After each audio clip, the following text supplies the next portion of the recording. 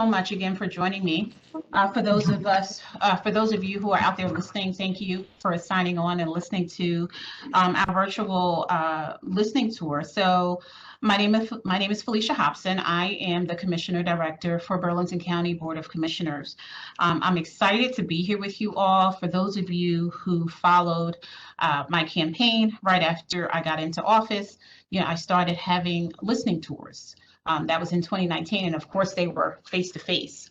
And it was really my commitment to what I said on the campaign trail about always being fair and consistent and wanting to just connect with our community members and give them an opportunity to see us in a different setting other than our formal meetings. So that is the reason why we are here. I'm excited to continue the virtual listening tour. Obviously, we had none during 2020 because of the pandemic that we are currently in. So I really want to thank you guys for taking the time to join us today.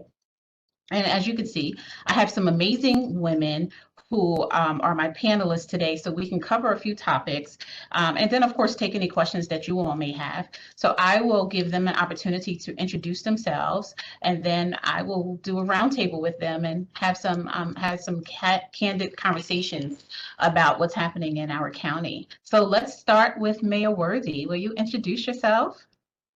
Sure. Good evening, everyone. Thank you for the opportunity, Commissioner Director, to participate in this dynamic panel. I'm Mayor Tiffani Worthy. I'm the mayor for Willingboro Township. I began serving as mayor January 1st, 2020, just 90 days before the start of the pandemic, and selected again to serve for 2021. And I'm excited to be here this evening. Thank you so much. Awesome. Thank you so much for being here. And we are excited for having you. Thank you for agreeing. All right. Ashley, will you introduce yourself, please? Sure. So I am Ashley Buono. I am an attorney. I am the county solicitor.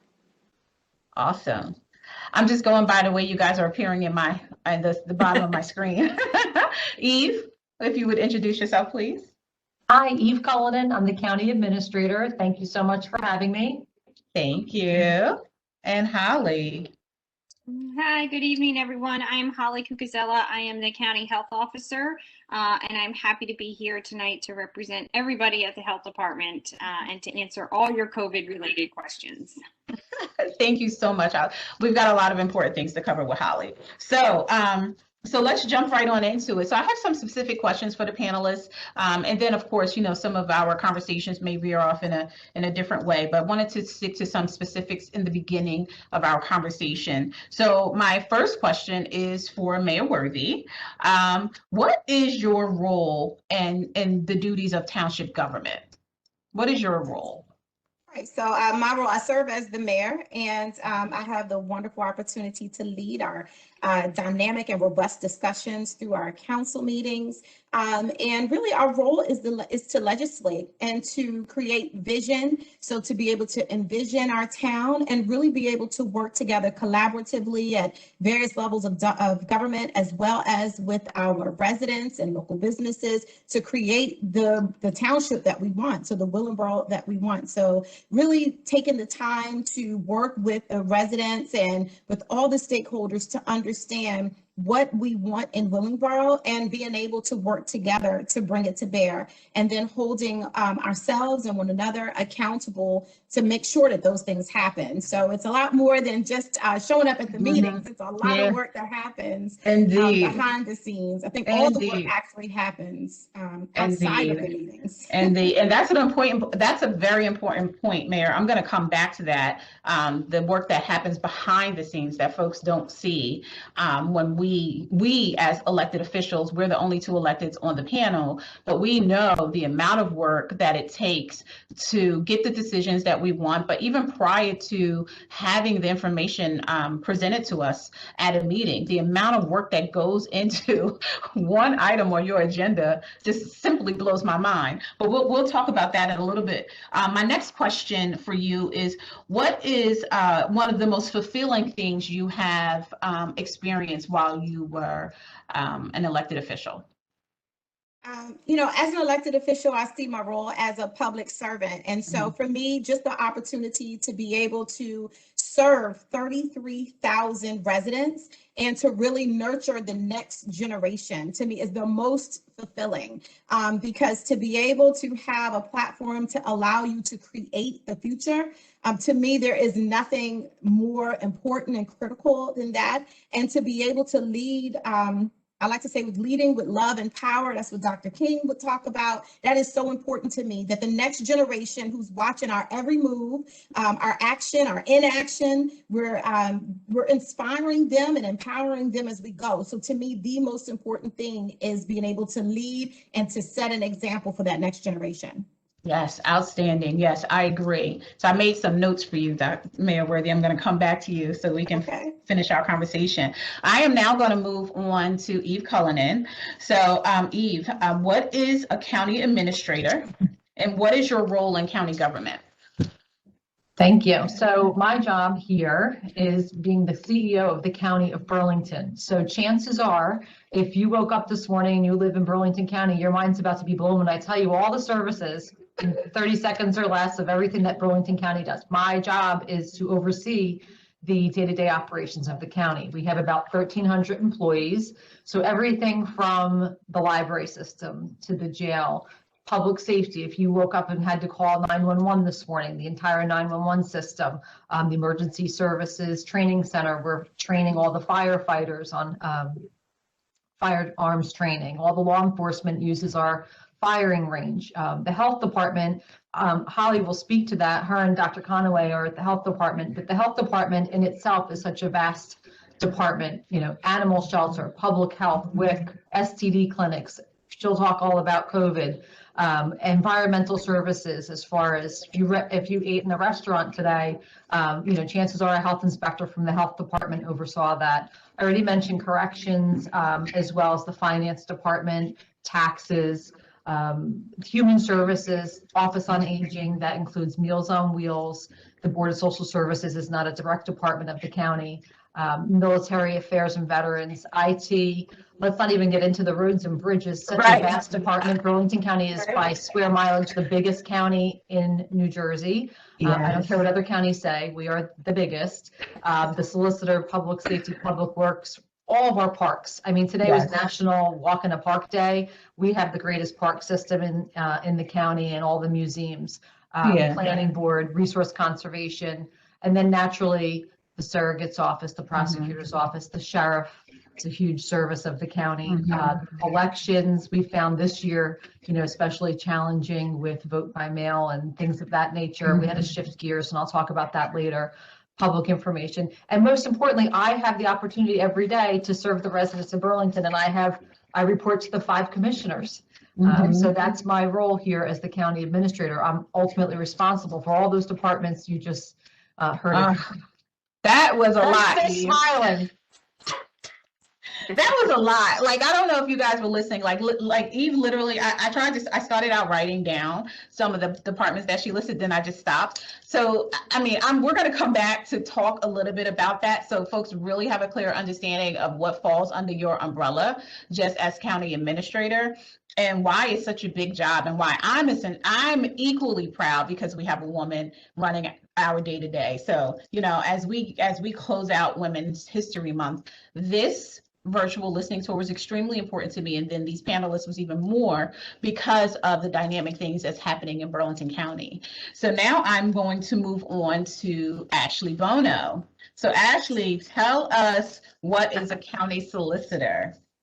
So a county solicitor, I don't solicit things. I know people think that. What I do, my office acts as the chief legal counsel to the county commissioners. We are counsel to all the county departments. We also provide legal advice and assistance to the row officers, which are the sheriff, the county clerk, the surrogate, upon their request. We handle all federal, state, local litigation, what you think an attorney typically does, administrative proceedings on behalf of the county, either directly or with the assistance of outside counsel. Another important caveat of my daily duties and role with the county is that we also serve as the county adjuster.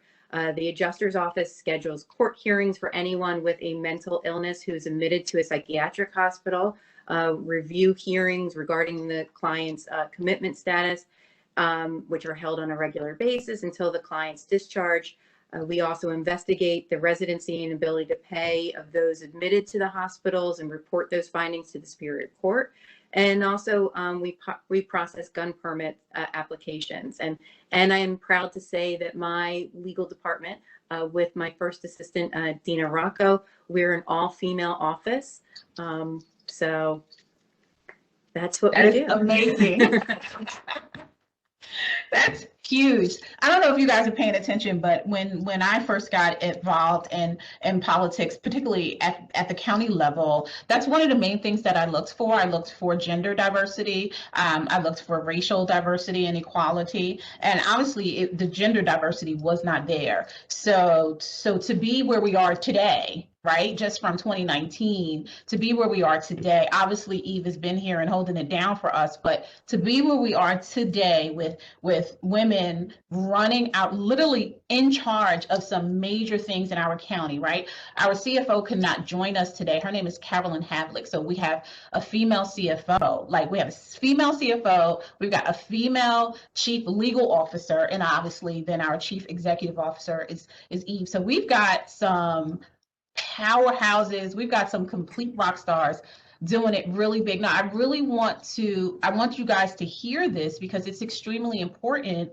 as we move on to the next phase. And I'm going to move on to Holly in a second. But what I wanted to say was, as young girls are listening and women are listening to what we do, right, and understanding how this all comes about, the fact that, we've got these amazing women facilitating our day-to-day operations in so many different areas speaks volumes to the younger generation, as Mayor Worthy was saying. That to see it, right, is one thing. To hear it is another thing. To believe it is also one thing. And to know that we're doing all of those things is extremely important to me as a woman.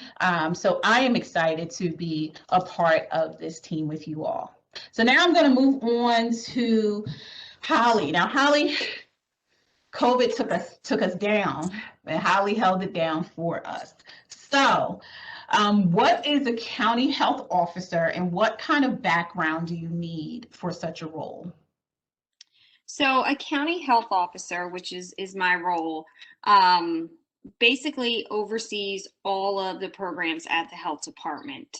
And I actually do have a license. I am a licensed health officer for the state of New Jersey. You do have to sit for an exam to take that exam, and I'll tell you the requirements to even be able to sit for the exam.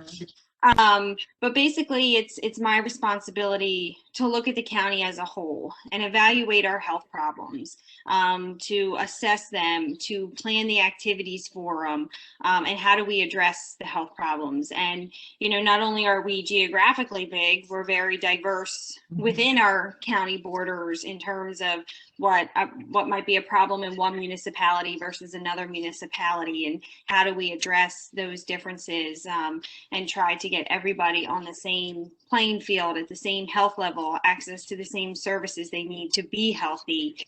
And so we look at all that at the health department. And then there's statutorily things that by state regulation we are required to do, and services that we're required to have.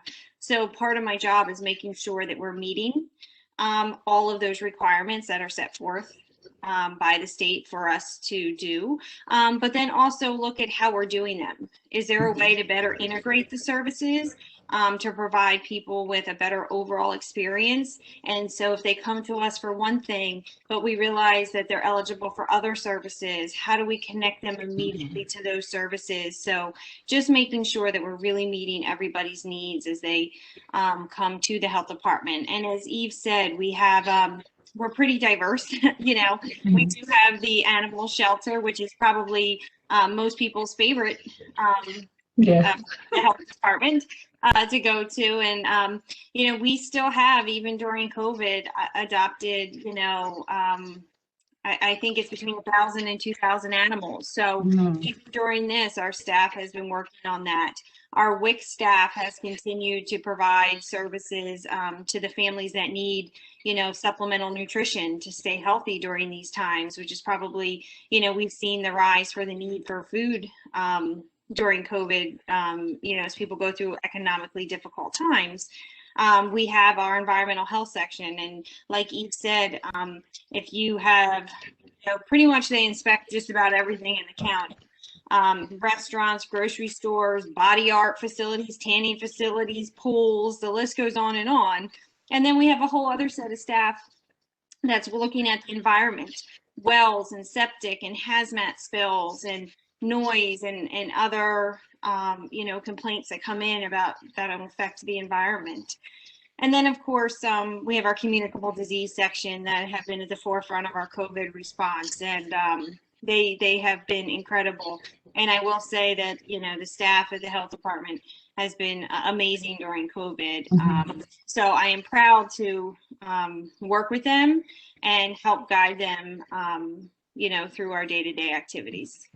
That was a mouthful. I don't even know where to start with your next question, Holly, because it's all the things that you listed, the things that we all take for granted, including myself, right? Just the basics of knowing that all restaurants that are operational in Burlington County have been inspected by our health department. Huge. Something that most of us who go to restaurants, get our food, never think about. So wow, what an amazing thing to uncover as we have these conversations, so we could put it back at the forefront. I think that's extremely important. I have another question for you. Of course, COVID hit us like we would never. I don't even have a perfect analogy the way it hit us. A Mack truck is not even a good enough analogy, right? So what would you say today, what we're doing today here in March 2021, what are we doing to protect ourselves or to get us over the hump from COVID-19? I mean, can you talk a little bit about the vaccination process, the testing process, and how residents can get access to both? So the good place to start is everything we did in the beginning is everything we need to continue to do today. But now we have the vaccine piece to push us over. So, we still want people to test. Even if you're vaccinated, if you become symptomatic, we want you to test. And so we've seen our testing drop off, but we still want people to get tested because that's the only way we can identify cases and get people to quarantine and isolate appropriately. As we move on through the pandemic, we are seeing people hit that, COVID fatigue, and they don't want to pick up the phone when we call, and they don't want to quarantine, and they don't want to isolate. And I always tell them it's going to take us extra long to get out of this if we don't get people to cooperate now. The vaccine is wonderful. We're getting to the point that, we might be able to continue to lift some of the restrictions, but we're not there yet. I myself am fortunate enough to be vaccinated because we're in the testing clinic and we're in the vaccine clinic every day. But I, in my personal life, act like I'm not vaccinated. I mask, I social distance, we still don't gather inside. We're just not there yet. But for people that are looking for a vaccine, and if you're not vaccinated yet, there are appointments available. Sometimes they take a little bit of extra work to try to get to that appointment. The system didn't quite roll out as we wanted it to with one comprehensive scheduling system, but the CVS and Rite Aids have appointments on their websites at periodic times. The mega site is rolling. They're up to about 5,000 vaccines a day. And I know people that were able to go online today and get appointments for Friday and next Tuesday. They had to wait a little bit of time on the call center, but they were able to get appointments. So there are appointments out there. If you have concerns about getting vaccinated, it is a personal choice, but we just want to make it an educated choice. So make sure that you do your research and understand the reasons why you're not. getting vaccinated and see if those are correct reasons, or maybe you read something on social media that you're not sure about. Just go to those trusted sources, whether it's the health department or the CDC, and get the facts. Excellent. That was some really good information. Thank you so much for that. And I was jotting down some questions, so we'll come back to you with my additional questions. So now I'm going to move on, and I have a question for Mayor Worthy and Eve. So my question is, how has COVID-19 changed the way you lead and the way you manage? Mayor Worthy? Sure. I think my leadership style is my leadership style, but in terms of being able to navigate through COVID, I think that I've just had to rely more heavily, as we all have, on Zoom and other mechanisms to be able to have conversations with people and be very intentional about reaching out and staying connected, because now you're not going to just happen to see someone at an event or walk down the hall and happen to see someone. You have to be much more intentional about staying connected on different issues and concerns that easily could be overlooked because we're all working in bubbles. And so I think it just required me to constantly zoom in and zoom out a lot more frequently to make sure that I'm being mindful of the different populations of people that I may not normally get to see or engage or interact with in the same way. So I think just creating more meaningful, intentional spaces. In Zoom, we had to have a quick uptick in technology and quick uptick in getting staff trained on how to use the technologies. So I think that COVID-19 in some ways was the catalyst for Willingboro to really leap forward into 21st century technologies that I think private sector has been using for a long time. It gave us a reason to start using that technology. Awesome, awesome. Eve, same question for you. How has COVID-19 changed the way you lead and or manage?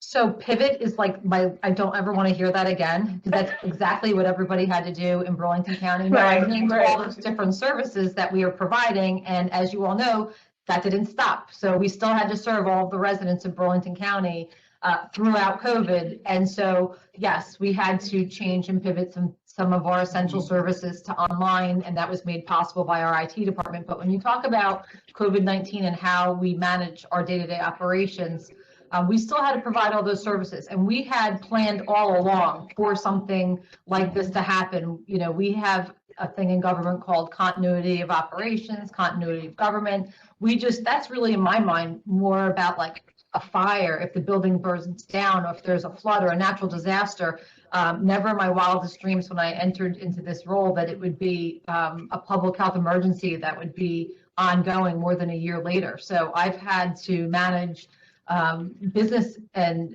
services that are not taking place physically, although we've all been here all along.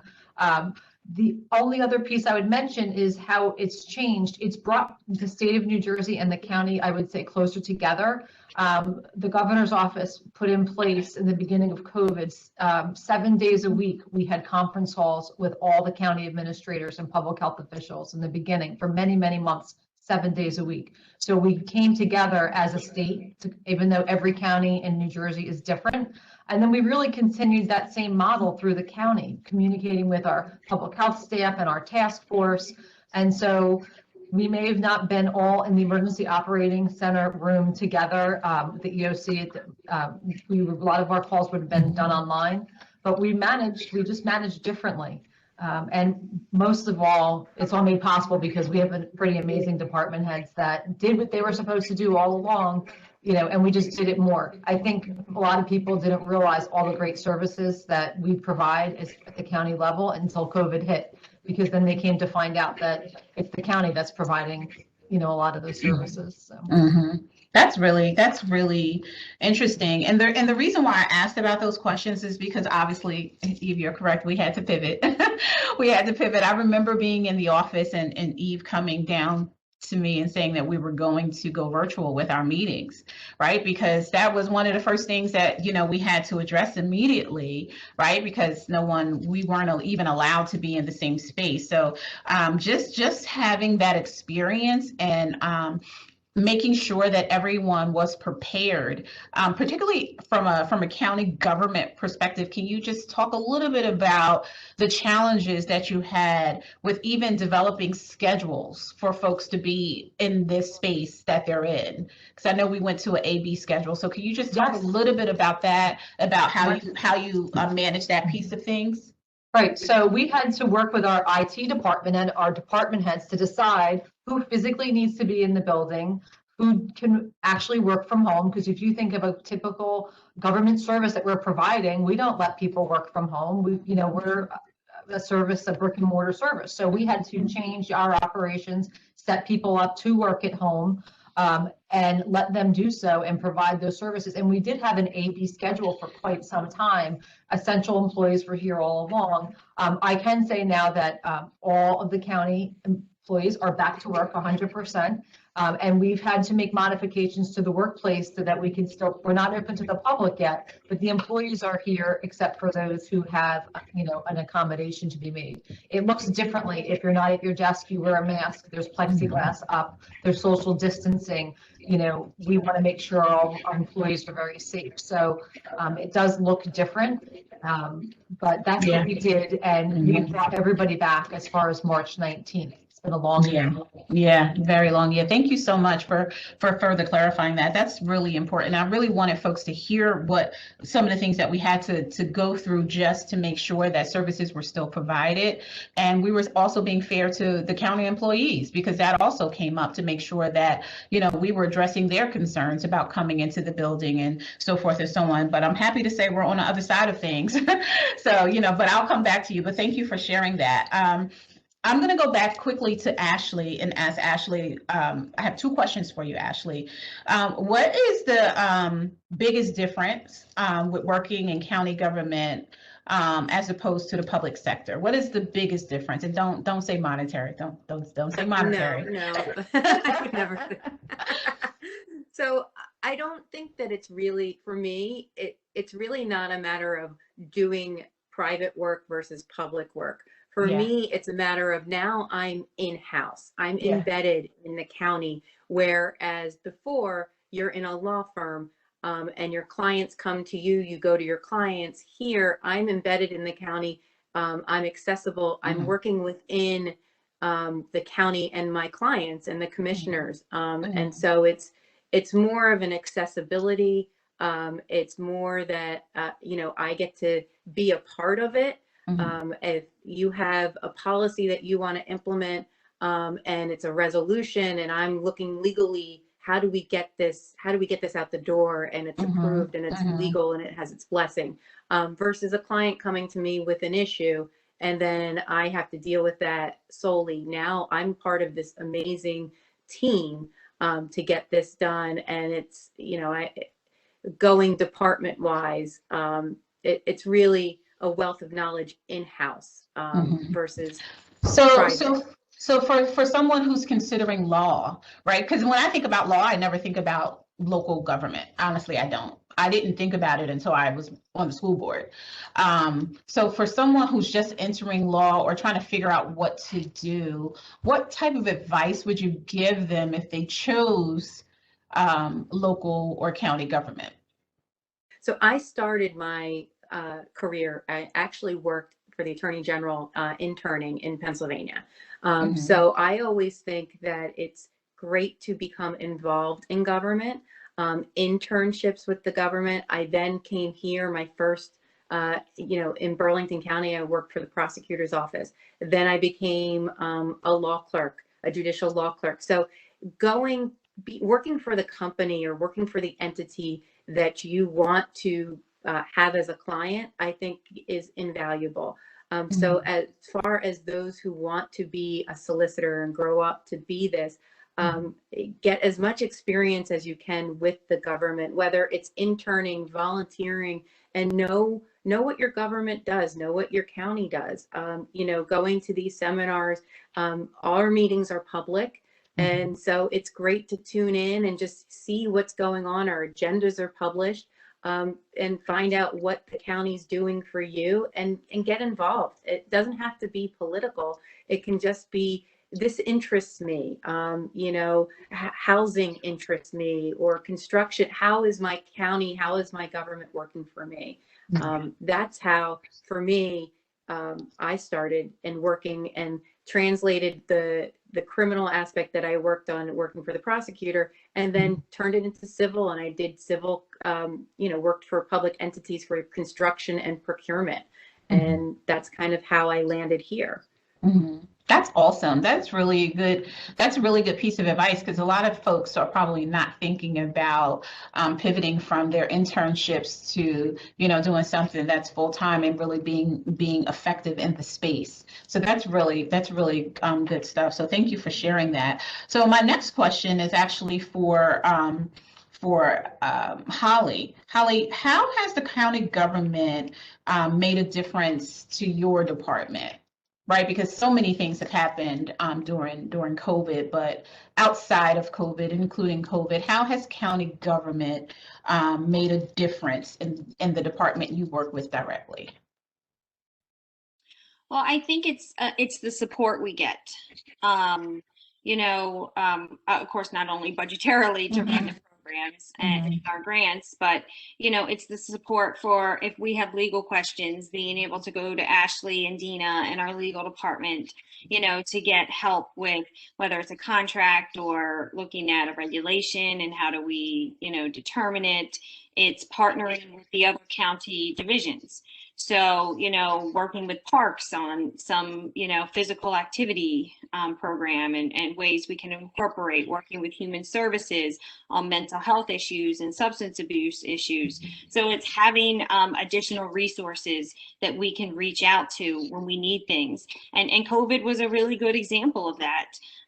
Eve talked about our meetings in the Emergency Operations Center, and it pretty much had a representative from just about every department there, because we would say this is what we need, and people and departments would step up and all across the board to help support each other and to figure out how we were going to tackle whatever new issue had come up with COVID that day. So for us, it's really about having the support of not only county administration, but the other departments as well. That's a very good question. Let me ask you something. And I know we've got some questions in our chat, but we'll do the questions. So for those of you who are listening, we'll definitely make sure your questions get answered.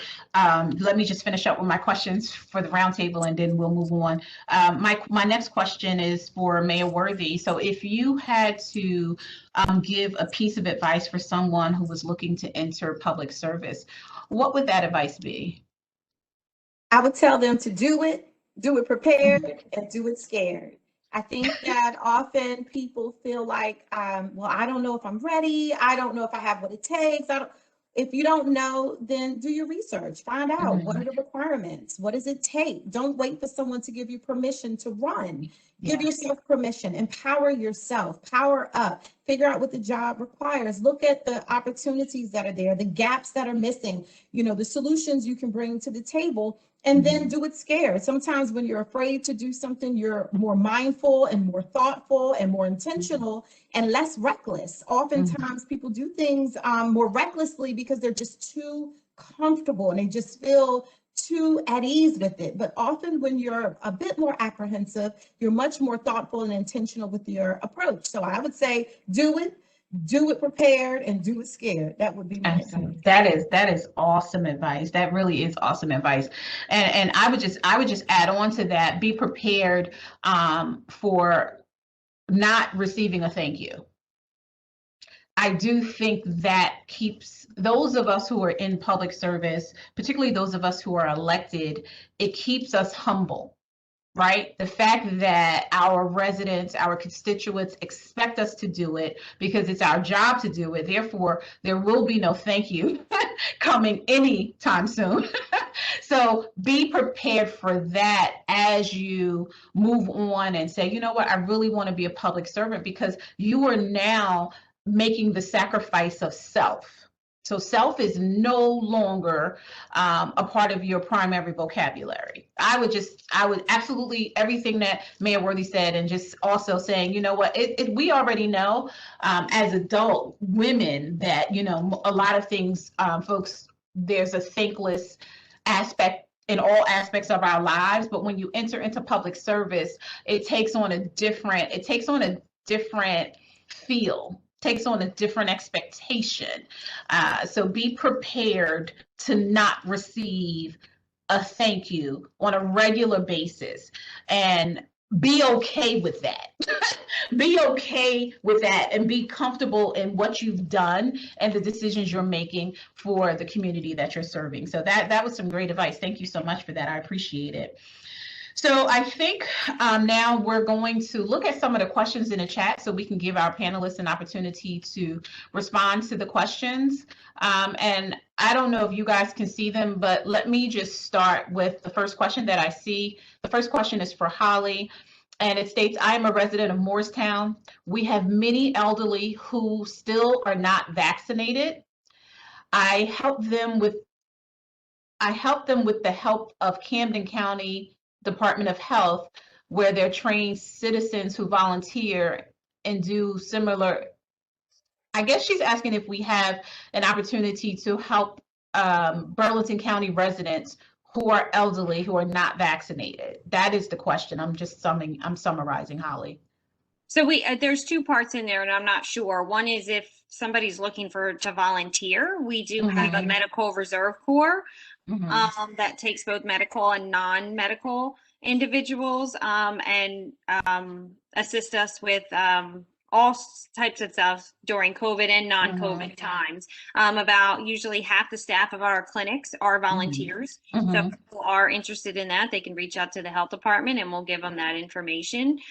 In terms of helping the elderly get vaccinated, I'm not sure if that means they were trained on how to navigate the registration sites or not. We don't have that, but the state has set up specific call centers for individuals that are 65 plus to get them registered.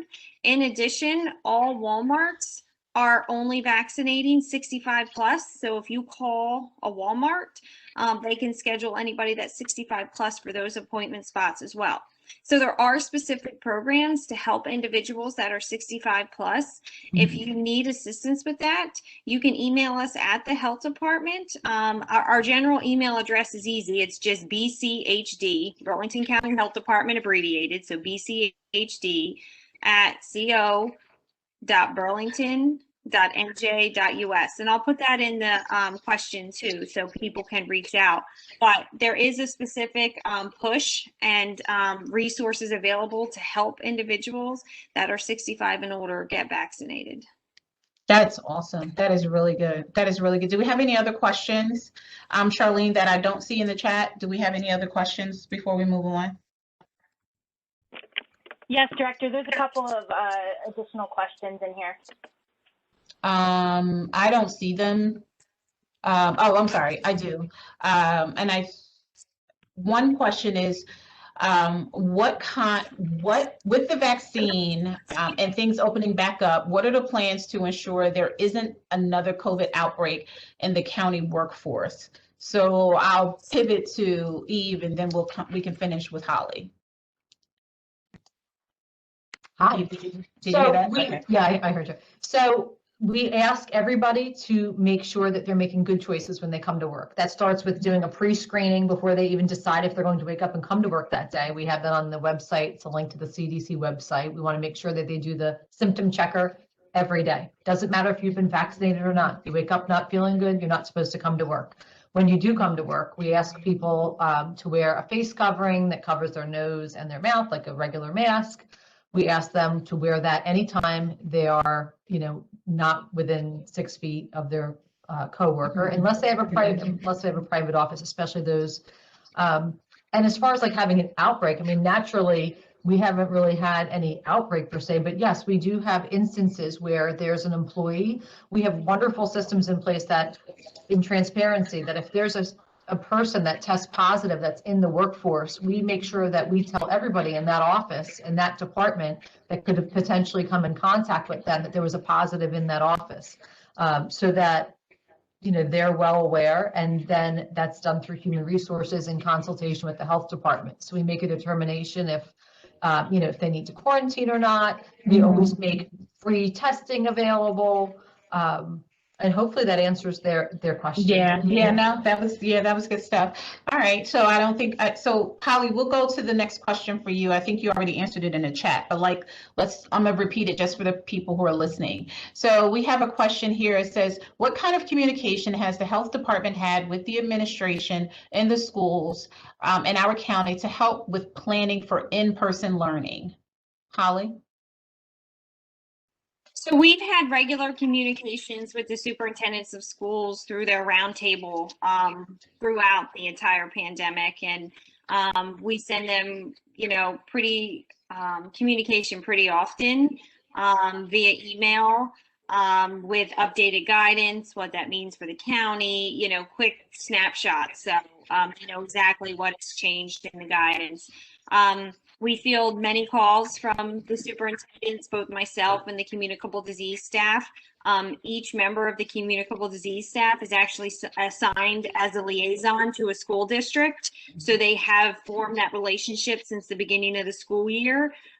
So they know immediately who their contact person is. We have somebody on call 24 hours a day. So weekends, nights, if they have questions and concerns, somebody is always available to answer them. And we'll continue to work with them. A lot of them are making adjustments to plans, as the CDC did update their guidance recently for some grade levels to go from 6 feet to 3 feet. And so we're helping them adjust those plans moving forward and making sure we're doing it in a way that is still safe for both staff and students to be back. Okay. Thank you for that. There's a question in here asking, will you mandate vaccines for Burlington County employees? No, we do not plan to mandate it. That's actually a really good question. I'm on the board of the New Jersey Association of Counties, and that's a thoughtful question that we've had with other counties in New Jersey. And it's not something, like Holly said earlier, it's a personal choice. We've had great response to the departments that have been offered vaccine that fit into the categories, but we do not plan on requiring it and mandating it for Burlington County employees at this time. Excellent. Outstanding. Well, thank you guys for answering those questions. And I think I got all the questions, correct, Charlene? Yes, I believe I did. I believe I did. All right, guys. Yes. So we're down to our last 15 minutes. This has been a great conversation. Just want to pivot a little bit back to Eve and some of the things that I am personally passionate about since I've been in office. For me, it's been economic development, huge proponent, huge person wanting to see more initiatives under economic development, and I believe that we're doing some.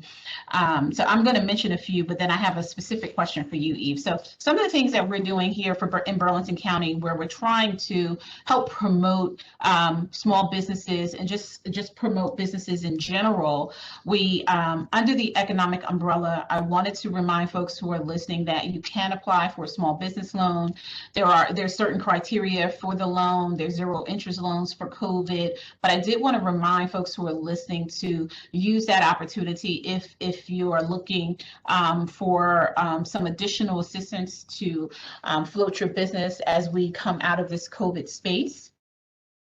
Another initiative that we're working on under economic development is folks shopping Burlington County first. So that is our current initiative, and we're going to be partnering with the Burlington County Regional Chamber just to make sure that we can get the word out in a way that our residents understand that we're trying to push and promote our residents supporting local businesses. It's extremely important for us, actually at the county level, but Mayor Worthy, even just for you at the local level, supporting local businesses is huge. So we have the shop Burlington County first, and I just wanted to kind of pull you into this conversation to just ask you, how are you doing it at the local level to get folks energized about supporting local businesses? Yes, thank you. I love that question. I think one of the things that that we're doing is showing that we are going out to get more economic development in Willingboro, showing that it is a priority to us as a municipality to entice people to come to Willingboro to bring the services, the programs, the food shops, the restaurants, all the things that we go other places to enjoy, and asking those developers to come join us at the table and let's have a conversation. So I think with residents seeing that it's important to us also, and then doing things to support our local businesses, highlighting them in the newspapers, putting them on social media, and using them if we're catering an event, use your local business, not going, a few towns over, are things that we can continue to do to amplify the importance of shopping local. Absolutely, absolutely. And just to pivot from that, what we're going to be doing, and I would love to partner with Willingboro and then some others, local towns. As you all know, we have 40 towns in Burlington County. So the if we partner, it's only going to get the message out there. So some of the things that's coming up is Restaurant Week. So we started Restaurant Week in 2019. Obviously, we couldn't do it in 2020, but we're going to bring that back for 2021. So listen, I know that we're all trying to get our bodies right. So for all of that exercising that you've been doing, for all of the spin classes that I've been taking, I'm looking to now go out and be able to celebrate small businesses. I love eating out. It's one of my things that I love to do. I don't like food that much, but I love eating out. So for those of you who are listening, for me, it's all about the dining experience. For when I go out, I love the aura of it all. I love the menu, the music, the employees. So for me, it's not so much about the food, but the connection and just being a part of that local community and obviously that business. So Restaurant Week is coming, and we're going to make sure that everyone participates. We're going to do everything that we can to push that along. So please listen out for Restaurant Week, but don't forget, just shopping Burlington County first in general, outside of restaurants. We're talking all local businesses. So if you know a photography business, if you know, I don't know, if you know a lawn service, if you know somebody who's an IT guru and he's now a personal consultant, like any local business that we can support, please let us know so we can highlight that business, because these are just some of the things that we want to continue to do as we move forward and get our county where we expect it to be. We are in a really good space, everyone. And last week we announced that we would not be raising taxes. So I'm proud to be a part of that team.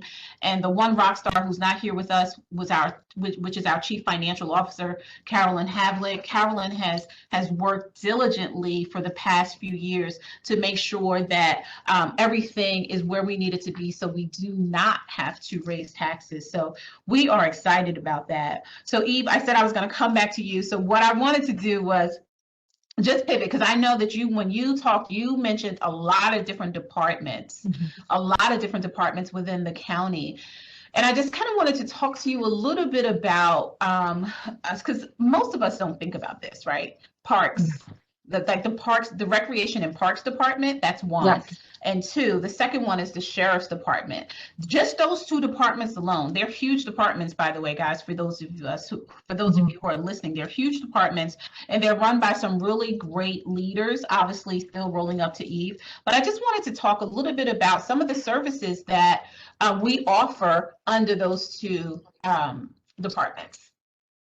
Okay. Put me on the spot. The sheriff is considered a row officer, Sheriff Basantis. I'm sure maybe he can join us again in the future. And he has, I don't want to speak for him, but the Great Hope One project, and that has continued through COVID. I think it's been really helpful, really trying to help people in need, going out to the communities. And unfortunately, I don't think they're doing child seats just yet. And he's been doing a lot of donations to the community, but the Hope One has been wonderful. We just gave out, I think we received a donation of over 600 Narcan kits, and no one is too good to get a Narcan kit. You have people overdosing every day that come from regular families like everybody that's on here. It really doesn't, it's sad. Anyway, the Parks Department is wonderful. Mary Pat Robbie is our director of our parks. Nobody cheered louder than probably maybe her yesterday when she heard the executive order that they're starting to roll back some of the restrictions, because you cannot attend one of our events unless we're allowed to have more people attend them. although it's probably going to give Dr. Conaway and Holly a heart attack. We try to do it safely. They've resumed, and you can follow the Parks Department on their Facebook page. They've resumed country line dancing on Friday nights if you're into that sort of thing. But there's lots of different types of events that the parks do. And really, the mayor knows Willingboro, our newest park, is amazing. Yes. And the fishing piers that are there. But the Parks Department goes above and beyond that. Right here in Mount Holly, we have the Prison Museum. And also we have a lot of park pavilions, and we do a lot of online cooking classes through the Ag Center. Again, they're on the parks website. And one of the things that they continued through COVID, where normally some of the vendors would charge a fee to attend one of the cooking classes in person. Now, most of them are streamed online, live. So you have no excuse to not learn how to make homemade spaghetti. So as far as the Parks Department and resource conservation, most importantly, they also have farmland preservation. You know, they usually like to say in the Parks Department, like fresh farmland, they're not making it anymore. So we try to preserve as much as possible. And it's really, and then the Rutgers Extension Service, that's part of Burlington County as well. The Rutgers Extension that is located in West Hampton. You can bring a strange bug or a leaf that has some type of weird infection. They'll diagnose it for you on the spot. I think you have to call ahead and make an appointment, but it's right next door to the health department. So you can get an STD test next door and get your bug checked on your plant. So I put you on the spot and you still came through. So thank you, Eva. I appreciate that. I didn't mean to put you on the spot, but I knew you would know the answers. So in keeping with the time, I want to respect everybody's time. In honor of closing out Women's History Month, I am going to go and ask each one of the panelists, you know, what woman do you admire and how has that person impacted your life? So I am going to start with you, Ashley. Oh, because she probably is listening, I have to say my mother. I come from a very long line of strong women, independent women. My mother has always been my champion. I'll cry. I never get emotional. But my mother has always been my champion. We talk every day, whether it was in law school, whether it was in college, whether it was in high school. My mother is instrumental, I would say, in saying that it doesn't matter what you do. It doesn't matter, you know, as long as at night you can put your head on your pillow and you're proud of what you do. So, and I have to say, you know, that's who, for me, is my hero. Outstanding, outstanding. If your mom is listening, tell her thank you so much for your amazing daughter, Ashley. Mayor Worthy. No pressure. No pressure. In addition to my mom, I would say, honestly, for me, it's my great grandmother on both sides of the family. They set the standard, they set the bar. They both were entrepreneurs in the early 1900s, and they sent all of their children to college, and they were homeowners. And so to set a standard that high, to say this is who we are and this is what you can do. I had the opportunity to have them in my life as a young girl, and to be older now and reflect on what they were able to accomplish as the first grocer in El Dorado, Arkansas, and to have a hair salon in West Helena, Arkansas in the early 1900s, and to send your children to college. I have no excuse. So I am, I look to them, and I stand proudly on their shoulders, and each generation gets better and better. And I'm hopeful that I'm able to establish a legacy that is as strong in foundation as they have to propel the women who come after me. Awesome. Outstanding. Outstanding. Thank you for sharing that. Eve. My mom probably forgot, so she's probably not listening. And how could I not say my mother now that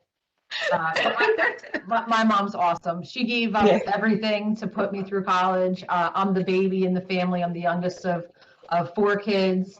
And she put up with all my, you know what, so she's awesome. She packed everything up. She'd probably rather be, my dad's a retired New York City cop, and she'd rather be retired, but she moved to Burlington County for me and for my family. And I could not be as successful as I am today And it was really hard because as much as I worked really hard during the last year, she couldn't be there to help with my family because of COVID. And I think that really hurt. The fact that she couldn't come to our house every day and help with the kids as much as she would have normally have done. So somehow we made it through the last year without her help. But now that they're vaccinated, they're excited to come back and be with the kids. But my mom's awesome. And I don't think she's on here. I've told her a couple times, but hopefully we'll show this to her later. Awesome. Awesome. Thank you for sharing that. And Holly, what about you? So for me, it was my grandma. We call her Grandma Funk. I think Eve knows many stories of Grandma Funk. But for her, it was, she had a very difficult life and really had every reason to be bitter and, you know, against the world. And all she ever showed was compassion and love. And that you meet people where they are. It doesn't matter what they've done to you, what they've said about you. You meet that person where they are and you find the common ground. And, you know, she was a strong woman of faith. And I think that that has carried on through me. And I try to lead the department that way and my life that way, in showing compassion for everybody and meeting them where they are, because you don't know what they've been through. And so I miss her dearly, but she continues to live on through me and my kids. They love telling their stories of their moms. So. Oh, that's awesome. Well, see, now the pressure's on me because we got 1 minute left. So there's ways too many women for me to name. So let me try to just go through it really quickly. I'm not going to talk a lot about my mom because most of you guys know my mom passed away about 7 years ago from breast cancer, and I'm a breast cancer survivor. So can't say enough about my mom. But some amazing women in my life as we close out Women's History Month. Obviously, I got to start with my family. So I have 2 older sisters. I think they're listening. I'm not quite sure, but I have a sister named Bridget and I have a sister named Denise. Absolute rock stars, love them to death. I have nieces. So there's a lot of women in my family, not a lot of men. So I have nieces. I have a niece, Tawana. I have a niece, Akira. Amazing. They are doing their thing. They're working hard. And I look at them and I think to myself, wow, I wish my mom could be here to see it. My college roommates. So I have college roommates that I still talk to. I've been out of college for 150 years. So me and my college roommates, we still talk about every other day, or at least 3 times a week. So to have them and to know that a quick text message, no matter what I'm doing throughout my day, the support is there. So my college roommates, my best friend Yvonne Gowen, she's a nurse, first responder, frontline worker. So I appreciate her as well. And last but not least, I honestly have to thank my sorority sisters. We've been through a lot. COVID pivoted us to some places that we were not expecting to be, and to still be able to maintain those connections with all of these group of women. So I would have to say, in closing, my sorority sisters, and of course, some other special people in my life, my mentor. So Women's History Month is important to me, and I hope it's important to you guys. And I hope as we close out this virtual listening tour that you all were able to gather some information. You walked away with some additional information that you may not have known about representing Burlington County, that you see some amazing leaders in Burlington County. And we're going to keep pushing forward. We're going to keep coming together and leading the way and making strides for those who are behind us.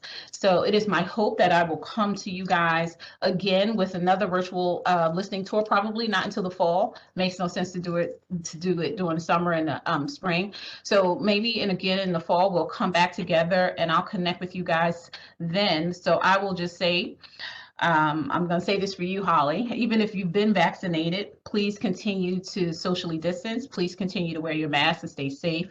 We are still in the middle of a pandemic, so it's extremely important that we listen to our leaders, such as Holly. I believe in science, so let's do what they're asking us to do so we can get over the hump, so we can then come back together and have these type of forums together in a face-to-face environment. Mayor Worthy, I appreciate you. Thank you so much for taking time out of your day to come join me and highlight Willingboro. Thank you for your leadership. I appreciate you. Eve, I appreciate you. Thank you so much for everything you do. Ashley, complete rock star. So for those of you in the sound of my voice, there's a lot more women that I could name. We would be here literally probably until midnight if I tried to name all of the women just here who work for the county and doing amazing things. So I just want everyone to know that, you know, I'm proud to be a female leader in Burlington County and stand along these women. And there's so many more that should be at our side. And I hope that you take that with you, and let's continue to lift each other up, and let's continue to do great things. And I thank you guys for joining me. Everyone, have a good night. Thanks so much. Thank you. Thank you, guys.